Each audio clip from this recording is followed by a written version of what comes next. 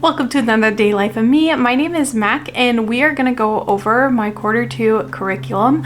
I decided to do this in a separate video because it would have made my reset far too long. But we're going to get into the Q2 curriculum, and I kind of gave a little bit of a sneak peekish to it from my reset and all that, but I didn't want to get too far into it because I knew I was going to kind of show you guys the in-depth version of everything. Okay, so let's discuss real quick, what is curriculum? What is the term curriculum? You might have heard it on TikTok. It's been very popular there. Reels on Instagram and Facebook, or even YouTube shorts. You might have seen videos about it. It seems like something that's been more popular, I would say, like summer of 2025 and maybe even the beginning of 2025. I'm trying to remember when I first heard the term curriculum, and at first I was like, what does that even mean? But once I saw what people were doing with it and the direction people were taking, I was like, okay, so it's like a chance to essentially increase knowledge about things you've ever been curious about, or maybe things you even do already, but maybe you don't have a whole lot of knowledge, like a hobby, for example. Take like painting. Maybe you love painting and you enjoy doing it and you're not bad. However, there's more that you could put into your paintings. There's more you can learn about it, like color theory and how that works, and also just, you know, how shading works and all that. It's all skills that you learn about, right? And so to give yourself some time away from everything else to just focus on those things you enjoy or things you want to learn about just gets you in a different headspace and just allows you to focus on a topic for a set amount of time. Now this can be 10 minutes, 5, it can be 5 hours if you wanted it to be. It really, there's no like strictness to it, in my opinion. Like, you don't have to run a strict program on yourself. You can keep this as something that's very easy, lighthearted, and fun, or you can make it a strict program. If you want to drill sergeant yourself into doing it, you can do that 100%, up to you.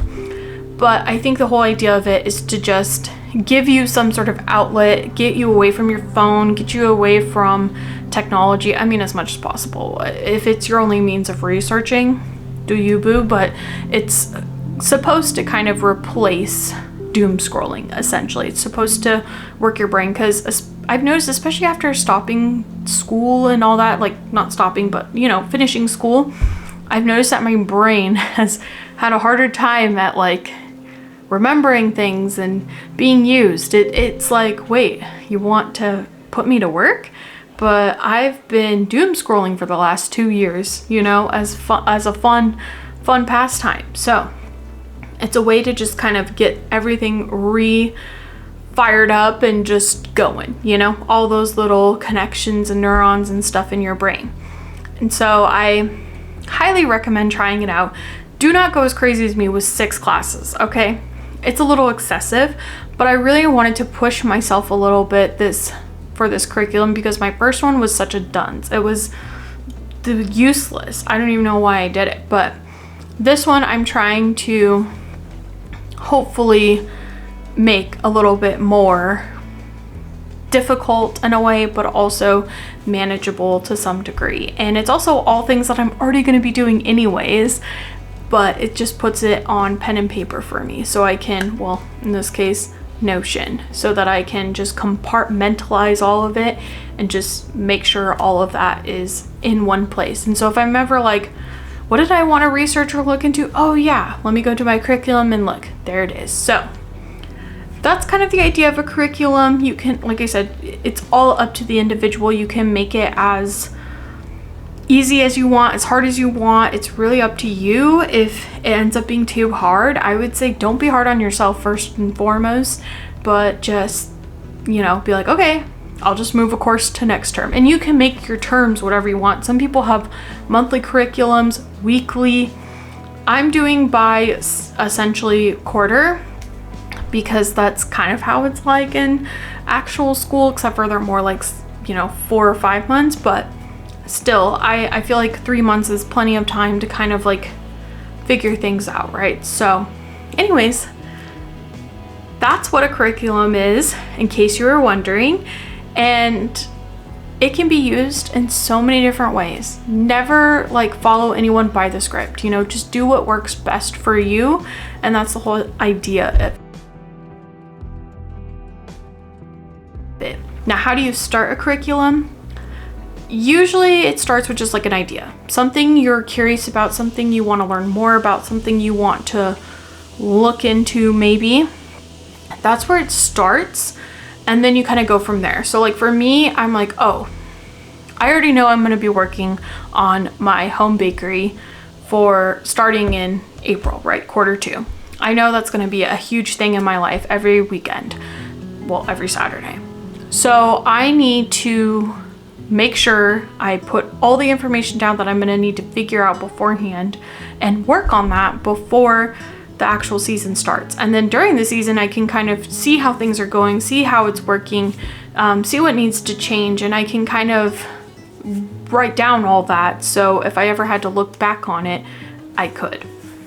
Same thing with doing the crocheting. I really want to learn how to crochet. I don't really know how to do anything besides the very simple steps, but I want to learn how to actually make something and follow a pattern and be able to read patterns.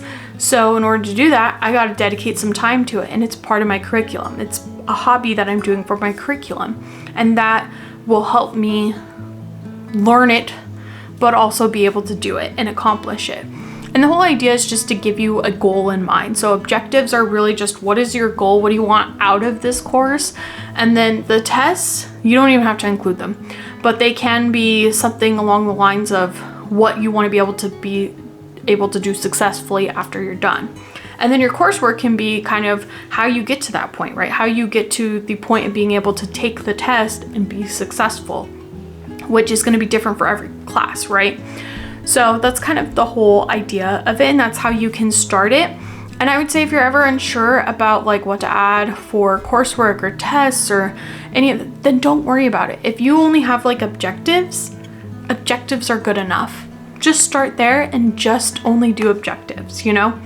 Don't feel like you have to make it super complicated. It's not complicated, and it can be as easy or as hard as you want it to be. So always remember that. But that's just a little bit about what it is, how to start, and I hope it gives you some ideas, or at least a starting point, hopefully, on where to go. And let's just get right into the curriculum. So my Q2 curriculum is here on the front page, if you will. I also have a tab already opened, but I'm actually going to cancel that out and just go into it this way.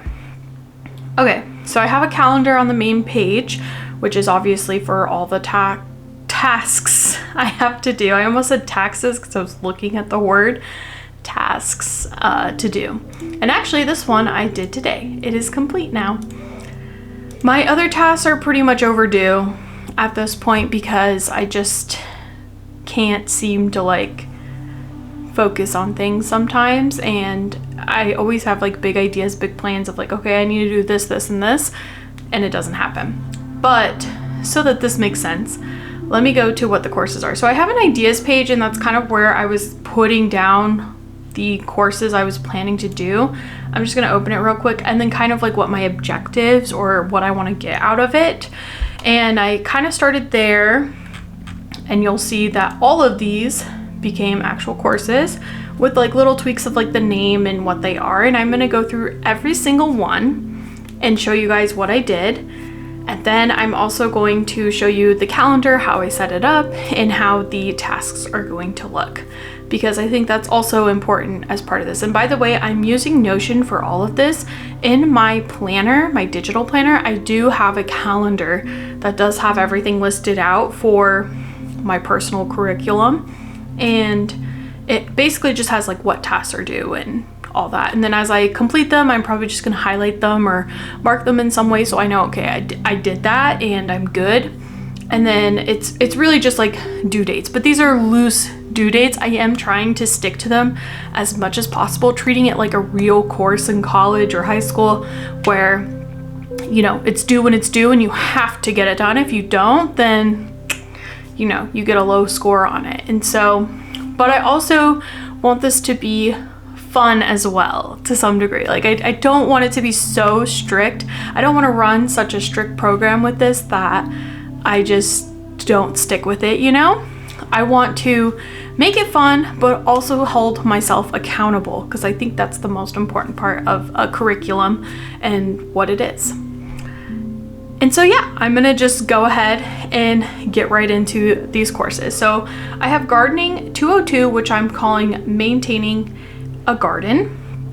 And my upcoming tasks are to plant my frost-tolerant crops, which I haven't done yet because the weather here has been changing a lot, and I'm kind of waiting for it to be more steady before I get them in the ground, but I am kind of running out of time, so I feel like I'm just gonna do it Sunday, and we're not gonna tow around with it anymore because I'm also gonna run out of time. I'm gonna be super busy here soon, so I just want to get it out of the way. And then obviously maintaining that garden, and then seedling exposure. There's a whole thing for it. So let's go to the course, Maintain a Garden. My objectives were to transplanting seedlings, build and plan my garden beds, which I have done, co-planting, fertilizing and maintaining, and then de-weeding and harvesting. For my coursework, one of them was to finalize my garden beds, which I did do. And then next up in line was planting my frost tolerant crops, which, like I said, is going to be coming up this weekend. And then I want to start my seedling exposure. I do have seedlings. I'll insert a little clip somewhere. I do have seedlings that are growing pretty well, and they seem to be successful. I do not have the fancy grow light, okay? I just have potting mix, the stuff that it comes in, right? And then the seeds, natural sunlight, and water. So I'm glad we built them ourselves, and we also made them so that they could be interchangeable in a way, and so that you can switch up the style if you need to, which I don't think we're gonna do because that would require literally emptying them and rearranging them.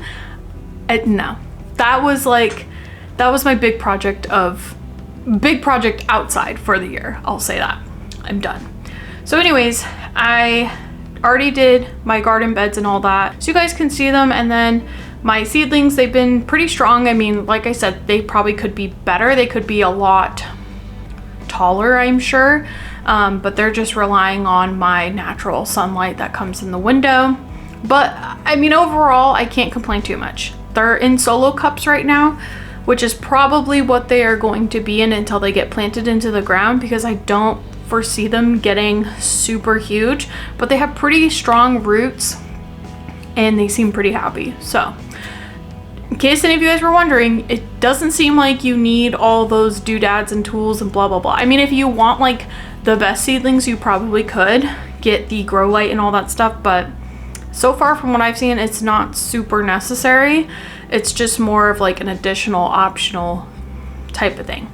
So anyways, the seedling exposure is going to last about a week, and I plan to expose it a little bit to outside elements. And they say that you're supposed, like the first day is like an hour, second day you could do like 2 to 3 hours, third day you can bump it up to like 5, and then, you know, as long as they're tolerating it well, right? Like as long as they seem to be okay with it.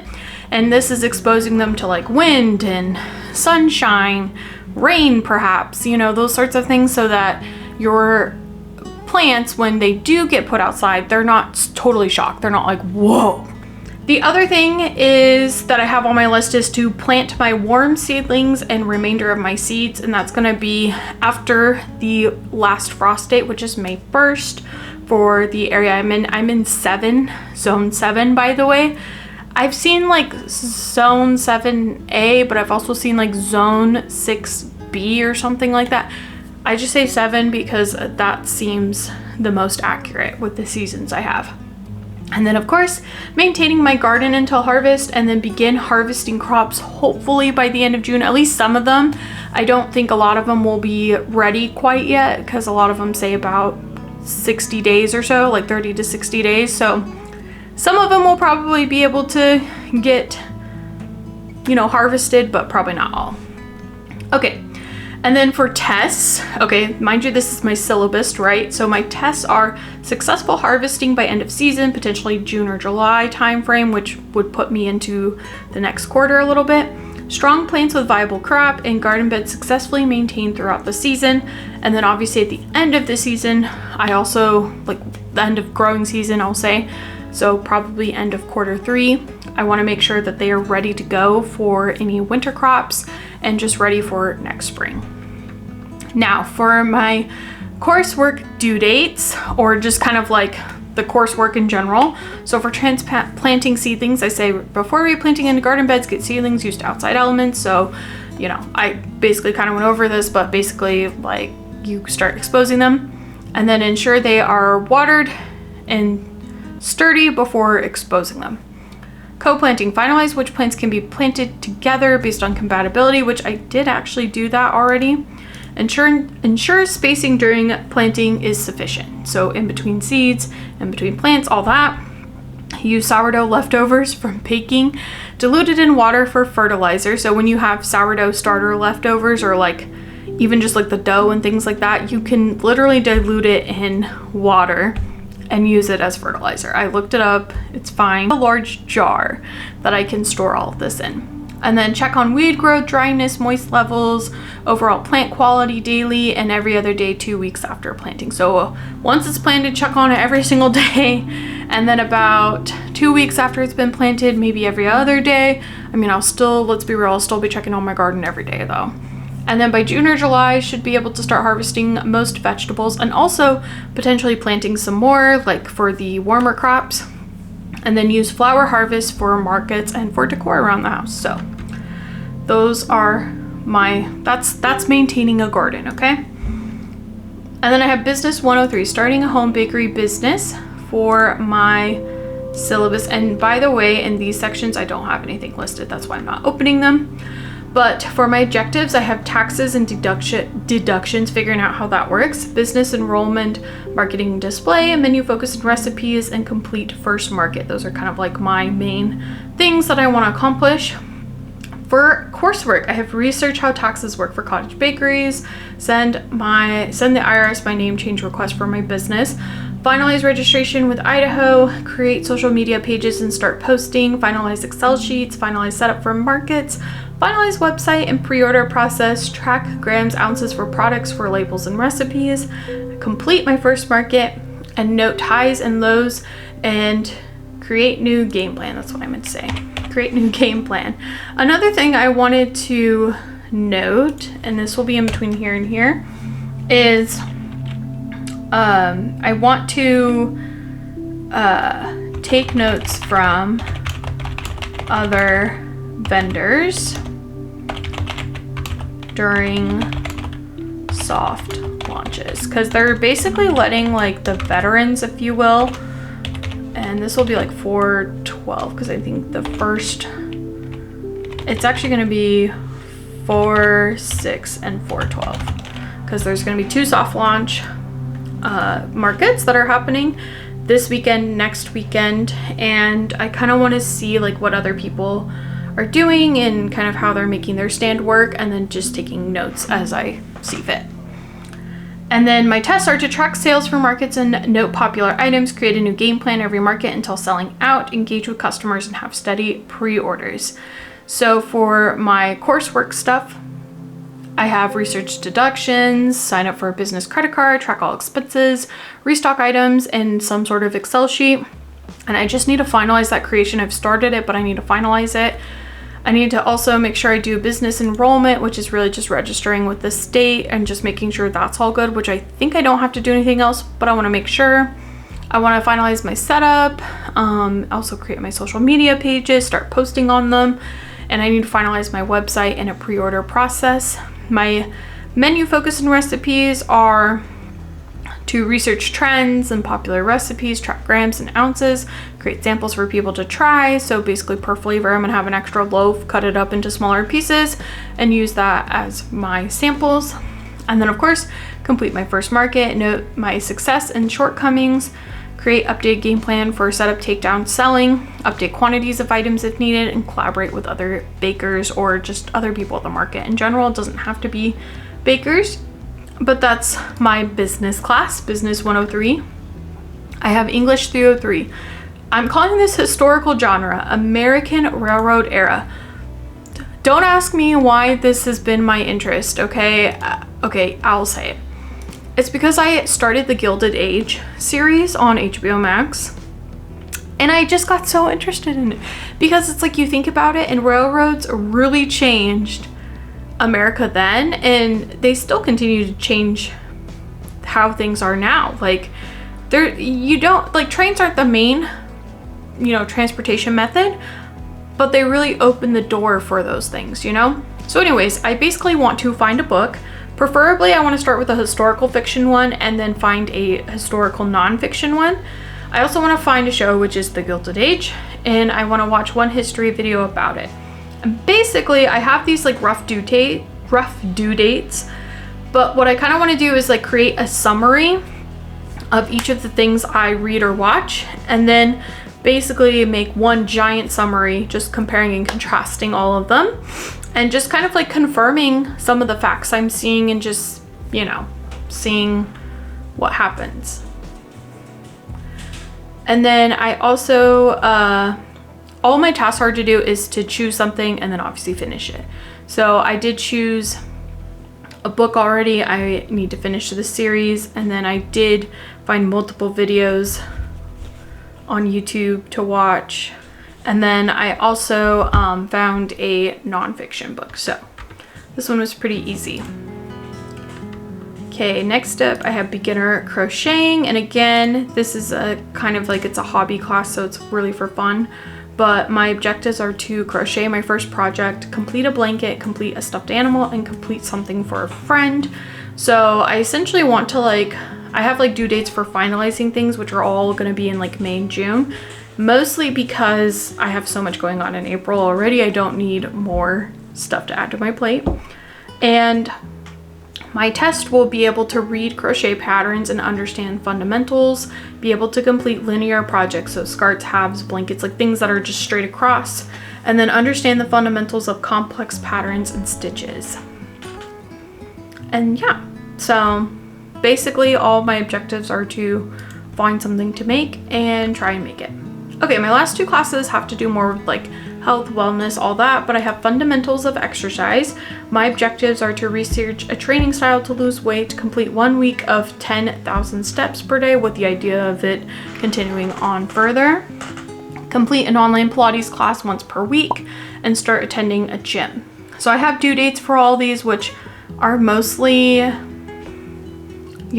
towards the, like, it's like kind of like wishy-washy things. But yeah, my test is basically to complete 10K steps for 1 week, get a gym membership, and successfully attend the gym for 1 month and completing the 10K steps daily. So the idea is to like start getting in the habit of it, and then by June be able to consistently go to the gym and get my steps in for the whole month. So yeah, I don't really have anything crazy for the coursework because it's really just researching and then doing.